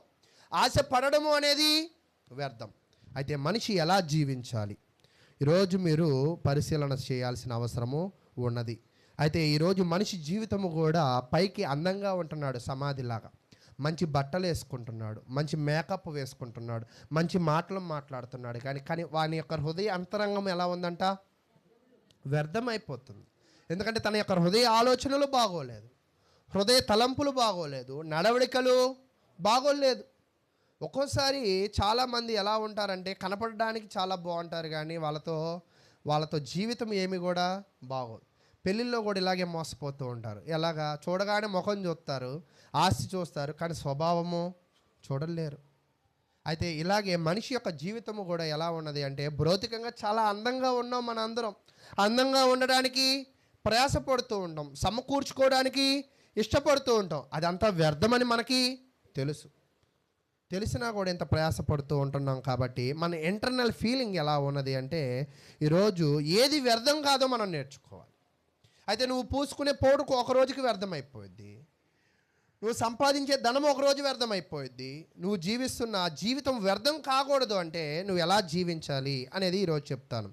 అయితే చూడండి, మరి ఎవరి దగ్గర ప్రయాసపడాలి? ఇప్పటిదాకా ఏం చెప్పానంటే మనిషి యొక్క జీవితము సూర్యుని కింద చాలా ప్రయాసపడుతున్నాడు, కానీ అదంతా కూడా ఏమైపోతుందంట అంటే నువ్వు కొడుకుని చాలా కష్టపడి పెంచు, అది ఏమైపోయిందంట?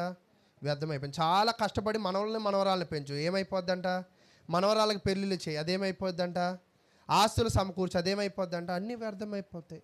అయితే వ్యర్థం కానిది ఏమైనా ఉందా? అయితే చూడండి, అదే చెప్తున్నాడు 1 కొరింథీ రాసిన పత్రిక 15వ అధ్యాయం. 1 కొరింథీ 15వ అధ్యాయము 58వ వచనాన్ని నేను తెలియజేస్తున్నాను. 1 కొరింథీ 15వ అధ్యాయము 58. కాగా నా ప్రియ సహోదరులారా, మీ ప్రయాస ప్రభువునందు వ్యర్థము కాదని ఎరిగి స్థిరులను కదలని వారును ప్రభు కార్యాభివృద్ధి అందు ఎప్పటికీ ఆసక్తులనై యుండుడి. అంటే ఈ లోకములో పడే ప్రతి ప్రయాస వ్యర్థమని చెప్పాడు. సూర్యుని కింద పడుతున్న ప్రతి ప్రయాస వ్యర్థమని చెప్తున్నాడు. ప్రతి మనిషి కూడా సున్నము కొట్టిన సమాధుల వలె ఉన్నాడని చెప్తున్నాడు. కానీ ఈ లోకంలో వ్యర్థము కానిది కూడా ఒకటి ఉన్నది. ఏంటంటే అదంట ప్రభువునందు పడు ప్రయాస వ్యర్థంగా. అంటే ఈరోజు దేవుని సంఘములో నువ్వు ఏదైతే పని చేస్తున్నావో, దేవుని కొరకు నువ్వు ఏదైతే బ్రతుకుతున్నావో, దేవుని కొరకు నీ జీవితాలను ఏదైతే మార్చుకుంటున్నావో, దేవుని కొరకు నువ్వు ఎలాగైతే మాట్లాడుతున్నావో, ఎలాగైతే నడుచుకుంటున్నావో, ఇదంతా కూడా ఏం కాదంట? ప్రభువునందు పడు ప్రతి ప్రయాస కూడా, ప్రతీది కూడా ఏం కాదు. కానీ లోకమునందు పడు ప్రతి ప్రయాస కూడా వ్యర్థమైపోయింది. అంటే ఈరోజు వ్యర్థమయ్యేది ఒకటి ఉంది, వ్యర్థము కానిది ఒకటి ఉన్నది. ఇప్పుడు దీనిలో మీరు ఏది కోరుకుంటారు? వ్యర్థమయ్యేది కోరుకుంటారా, వ్యర్థము కానిది కోరుకుంటారా? అయితే ఒకవేళ వ్యర్థము కానిది ఎక్కడ ఉంచాడంటే దేవుడు తన యొక్క సంఘములో ఉంచాడు. విలువైనది ఎక్కడ ఉంచాడంటే దేవుడు సంఘములో ఉంచాడు. విలువైన పని ఎక్కడ ఉంచాడంటే సంఘములో ఉంచాడు. జీతం ఇచ్చే పని ఎక్కడ ఉంచాడంటే సంఘములో ఉంచాడు. నిన్ను గొప్పవాడిగా చేసే పని ఎక్కడ ఉంచాడంటే సంఘములో ఉంచాడు. అంటే సంఘములో ఏమున్నదంట? వ్యర్థము కాని ఒక నిధి ఉన్నది. అంతేనా? నా భాష అర్థమవుతుందా మీకు? అంటే అయితే ఇక్కడ వ్యర్థము కానిది సంఘములో ఉన్నప్పుడు నీ ప్రయాస అంతా కూడా సంఘములో ఉండాలా, నీ ప్రయాస అంతా కూడా సంఘము బయట ఉండాలా? ఈరోజు నిజముగా మీరు హృదయాంతరంగాల మీద ఒకవేళ చేసుకుని మీరు మాట్లాడండి. మీ ప్రయాస అంతా కూడా సంఘములో ఉన్నదా, బయట ఉన్నదా? నిజముగా అంటే ఇప్పుడు బయట ఇంత ప్రయాస పడుతున్నారు కదా, ఈ ప్రయాస మొత్తం వల్ల వచ్చే శేషము లాభం ఏంటంట? వ్యర్థమని అక్కడ చెప్తున్నాళ్ళే. మీ భావజాలం చెప్పండి. శూన్యం. తర్వాత ఇంకా చెప్పండి. అదేంటి చాడీలు చెప్పమంటే 1కి 4 చెప్తాం, అద్దాలు చెప్పమంటే 1 చెప్తామేంటి, మళ్ళీ అక్కడదే చెప్తాం. ఉపయోగం లేనిది అంటే లోకములో పడే నీ జీతం అవ్వచ్చు, నీ తిండి అవ్వచ్చు, అన్నీ కూడా ఏమైపోతాయంట? ప్రభువునందు లేకపోతే, అంటే ప్రభువునందు నీ జీవితం లేకపోతే వ్యర్థం, ప్రభువునందు నీ పిల్లలు లేకపోతే వ్యర్థం, ప్రభువునందు నీ భర్త లేకపోతే వ్యర్థం, ప్రభువునందు నువ్వే లేకపోతే వ్యర్థమే. అంటే మనకి విలువ రావాలి అంటే, మనము వ్యర్థము కాకూడదంటే, మనము మాయ కాకూడదంటే, మనం అబద్ధం కాకూడదంటే మనం దేనిలో ఉండాలంట? ప్రభువునందు ఉండాలి. అందుకే ఒక మాట చెప్తున్నాడు, ప్రభువునందు మృతి పొందిన మృతులు ధన్యులు. చాలామంది యేసును నమ్మకపోయినా బ్యానర్లో ఈ పదాలు రాయించుకుంటారు, వాక్యానుసారంగా జీవించకపోయినా ఈ పదాలు రాయించుకుంటారు. కానీ మనిషి యొక్క జీవితము వ్యర్థం కాకూడదు అంటే తన కష్టము, తన ప్రయాస, తన ఆలోచనలు అన్నీ కూడా ఎక్కడ ఉండాలంట? ప్రభువునందు ఉండాలి. ప్రభువునందు అంటే ఏంటి చెప్పండి అర్థం? దేవునిలో. మీరు చెప్పండి. పోటీ ఎందుకు, నేను చేతులు చూపిస్తా, చెప్పండి. ఇటు చెప్పండి. సంఘము. ఇంకా మీరు చెప్పండి. ప్రభువునందు అంటే ఏంటి? విశ్వాసంలో కూడా ప్రభువునందే, అంతేనా? ఇంకేమైనా ఉన్నాయా? ప్రభువునందు అంటే ఏమిటి? బాప్తిసం. ఇంకా దేవుని పనిలో. ఇంకా ఇంకేమీ లేదా? అది ఇక్కడ మీకు నేను ఆల్రెడీ గతంలో వివరించాను. ఒక చిన్న వివరణను మీకు తెలియజేస్తూ ముందుకు వెళ్ళిపోతా. చూడండి, మీరు బైబిల్ ఒకవేళ ఓపెన్ చేసినట్లయితే మొట్టమొదటి అధ్యాయంలో మొట్టమొదటి వచనం ఏంటి చెప్పండి? గట్టిగా చెప్పండి అందరూ వచ్చిన వాళ్ళు. ఏంటి చెప్పడంలో కూడా యూనిటీ లేదు మీకు? మరి రెడీ 1 2 3 అంటే అప్పుడు చెప్పండి. 1 2 3 చెప్పండి. సృజించాడు. అప్పుడు అది ఎలా ఉందంట? ముందు శూన్యముగాను నిరాకారముగా ఉందంట. అంటే శూన్యము అంటే వ్యర్థముగా ఉంది, షేప్లెస్, షేపే లేదంట. షేపే లేనప్పుడు దేవుడు ఏం చేశాడంటే దానికి మంచి చేయడానికి దేవుడు వెలుగును చేశాడు. మొట్టమొదటిగా చేసింది ఏంటంట? వెలుగు. ఆ వెలుగు ఆ భూమికి ఏం చేసిందంటే ఒక ఆకారము తెచ్చింది. ఆ వెలుగు ఆ విలువ లేని ఈ సృష్టికి ఏం చేసిందంటే ఒక విలువను తెచ్చింది. అయితే ఆ మంచి అంటే ఏమిటంటే దానిని గ్రీక్లో, హీబ్రూలో ఏం వాడంటే తోబ్. ఏమంట? తోబ్. తోబ్ అంటే ఏంటంటే ఆనందము, శ్రేయస్సు, సంక్షేమం. సంక్షేమము, శ్రేయస్సు, ఆనందం. అంటే మంచి అంటే ఏమిటి అంటే ఒక పని వల్ల నీకేం కలగాలంటే ఆనందం కలగాలి, ఒక పని నీకేం కలగాలంటే శ్రేయస్సు కలగాలి, ఒక మంచి నీకేం కలగాలంట? మళ్ళీ నేను 3 పదాలు చెప్తున్నా చూడండి. తోబ్ అంటే మంచి, మంచి అంటే ఆనందము, శ్రేయస్సు, సంక్షేమం. సంక్షేమం అంటే ఏంటో చెప్పండి. సంక్షేమం అంటే అభివృద్ధి, సంక్షేమం అంటారా? ఇంకా లేని వాటిని సమకూర్చడము, లేని వాళ్ళకి అందించడము ఏంటంటే సంక్షేమం. అంటే దేవుడు మీ జీవితాలు వ్యర్థం కాకూడదంటే నువ్వు ఎక్కడ ఉండాలంటే దేవుని యొక్క సంకల్పములో ఉన్న సంఘములో ఉండాలి. అలా ఉండినట్లయితే దేవుడు నీకేం చేస్తాడంటే తోబు అంటే మంచి చేస్తాడు. మంచి అంటే నీకు సంక్షేమం కలిగే విషయాలను సంఘంలో వివరిస్తాడు. నిన్ను ఆనందములో నడిపించే విషయాలను దేవుడు నేర్పిస్తాడు. తర్వాత నీకు శ్రేయస్సు కలిగిన విషయాలను ఆయన బోధిస్తాడు. అందుకే దేవుని వాక్యము నీకేం కలిగించిద్దంటే ఓర్పు కలిగించిద్ది. దేవుడు వాక్యము నీకేం కలిగించిద్దంటే ఆదరణ కలిగించిద్ది. దేవుడు వాక్యం నీకేం కలిగించిద్దంటే నిరీక్షణ కలిగించిద్ది. దేవుడు వాక్యం నీకేం కలిగించిద్దంటే బుద్ధిని కలిగించిద్ది. అంటే మంచి ఎక్కడ దొరికిద్ది అంటే సంఘంలో దొరికిద్ది. ప్రభువునందు ప్రయాస పడడం అంటే ఏంటో తెలుసా? నిద్రపోకుండా వాక్యం వినడం ప్రయాస. ఆ వినిన దాని ద్వారా నువ్వు ఆనందం పొందడము ప్రయాస. ఆ వినిన దానిని బట్టి నువ్వు నేర్చుకోవడము ప్రయాస. ఆ వినిన దానిని బట్టి నీకు ఉపయోగకరమైన ప్రవర్తనను నువ్వు నడుచుకోవడము ప్రయాస. అంటే ప్రయాస అంటే మీకు అర్థమైందా? ప్రయాస అంటే ఏమిటి అంటే, దేవుడు వాక్యం వినబడినప్పుడు నిన్ను నువ్వేం చేయాలంటే, ఒక పాట ఉంటుంది, శిల్పిని నిన్ను నువ్వే చెక్కుకో. అలాగే ఈ వాక్యము వినబడుతున్నప్పుడు నువ్వేం చేయాలంటే, ఆనందం కలగాలి అంటే ఎవరికి ఆనందం? నీకా ఆయనకా? అది ఎవరికి కలగాలి చెప్పండి? మనకేనా? మరలా అడుగుతున్న ప్రశ్న చెప్పండి. రెండో చెప్తారు ఇప్పుడు. ఆనందం ఏంటి? ప్రభువునందు చెబుతున్నావు ఏం చేయాలంట? మరలా చెప్తున్నావు ఏం చేయాలంట? ఆనందం. అంటే ఎలా ఆనందపడమంటున్నాడు అంటే, లడ్డూ తీసుకుని, మళ్ళీ మీకు ఉదాహరణలు చెప్పకపోతే అర్థం కాదు, చెప్తే ఎక్కువయ్యా అంటారు. లడ్డూ తీసుకుంటే ఆనందమా, దుప్పటి తీసుకుంటే ఆనందమా, నాన్ వెజ్ పెట్టుకుంటే ఆనందమా, వెజ్ పెట్టుకుంటే ఆనందమా అని అడిగామనుకో ఏం చెప్తారు? ఎవరి ఆలోచనలు బట్టి వాళ్ళు. కానీ ప్రభువునందు ఒక్క ఆలోచన ఉంది. ఆనందం ఎక్కడ దొరికిద్దంట? వాక్యంలో దొరికిద్ది. అంటే దేవుడు ఎలా ఆనందపడమంటున్నాడంటే, వాక్యము వింటూ. అంటే నిజంగా వాక్యం వింటూ ఆనందపడే వాళ్ళు ఉన్నారా? వాక్యం వింటూ నిద్రపోవడం మాకు తెలుసు, వాక్యానికి ఆలస్యంగా రావడం తెలుసు, వచ్చిన తర్వాత ఏదో డిస్టర్బ్ చేయడం మాకు తెలుసు, కానీ వాక్యంలో ఆనందం కూడా ఉండిద్దా అంటే, నిజంగా వాక్యం వింటూ కూడా మనం ఏం చేయాలంట? ఆనందపడాలి. ఎలా ఆనందపడాలి అంటే, అది మనకి మంచి చేస్తుందని, అది మనకి శ్రేయస్సు కలిగిస్తుందని, అది మనకి సంక్షేమము కలిగిస్తుందని. అంటే అందుకే ఆ వాక్యమునే దేవుడు యోహాను సువార్తలో దేంతో పోల్చాడంటే, దేవుడుగా పిలిచాడు. వాక్యమే దేవుడు. అంటే దేవుడు మనకి ఏం కలిగిస్తాడంటే సంక్షేమము, ఆనందం, శ్రేయస్సు. కాబట్టి ప్రియులారా, వీటిలో వ్యర్థము కాదు. అంటే దేవుని వాక్యము వ్యర్థం కాదు. దేవుని వాక్యాన్ని దాటిన జీవితం అంతా కూడా, అంటే వాక్యానుసారమైన జీవితం ఎప్పటికీ వ్యర్థం కాదు. కానీ సూర్యుని కింద నరుడు పడే ప్రతి ప్రయాస కూడా ఏమైపోతుందంట? వ్యర్థమైపోతుంది. కాబట్టి ఈరోజు మనం ఏం నేర్చుకున్నామంటే, వ్యర్థము అనే దాని గురించి నేర్చుకున్నాం. ఎక్కడ వ్యర్థమైపోద్దంటే, సూర్యుని కింద పడే ప్రతి ప్రయాస వ్యర్థమైపోద్ది. వ్యర్థము కానిది ఎక్కడ ఉందంటే, దేవునిలో, దేవుని సంఘములో ఉన్నది. కాబట్టి ఈ 2025లో మీ జీవితంలో వ్యర్థమయ్యే దానికోసము ప్రయాసపడతారా? వ్యర్థము కాని దానికోసం ప్రయాసపడతారా? వ్యర్థమయ్యే దానికోసం పరుగులు పెడతారా? వ్యర్థము కాని సంఘము కోసం పరుగులు పెడతారా?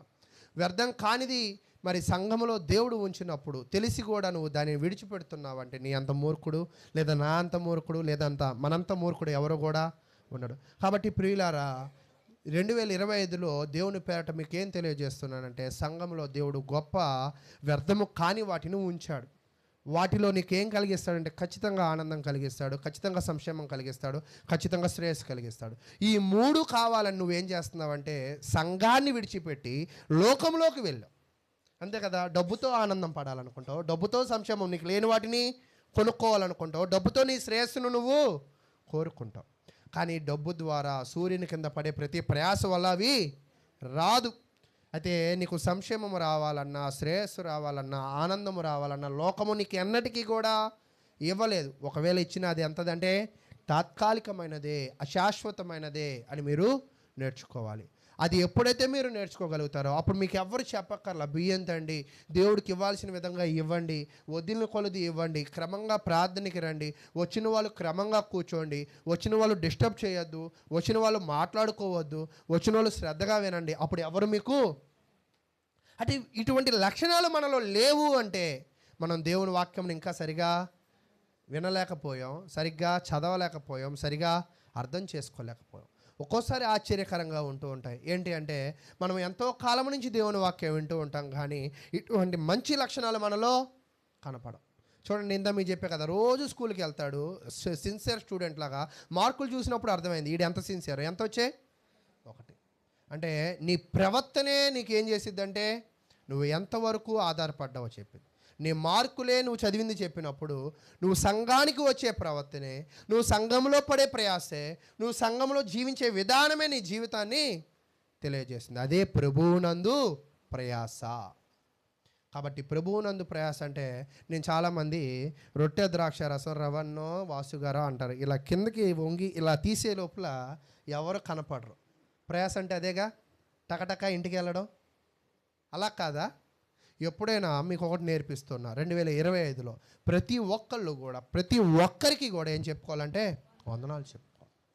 ప్రతి ఒక్కళ్ళు కూడా ప్రతి ఒక్కళ్ళ కొరకు ప్రార్థన చేసే విధముగా, బాధలను పంచుకునే విధముగా మనం మాట్లాడుకోవాలి. అయితే ఇక్కడ మాట్లాడుకోండి అంటే మనసుకి నచ్చింది లోకానుసారమైన మాటలు మాట్లాడే వాళ్ళు కూడా ఉంటూ ఉంటారు. ఆ బోధ కాదు, ఆ మాటలు కాదు, ఆ ప్రవర్తన కాదు.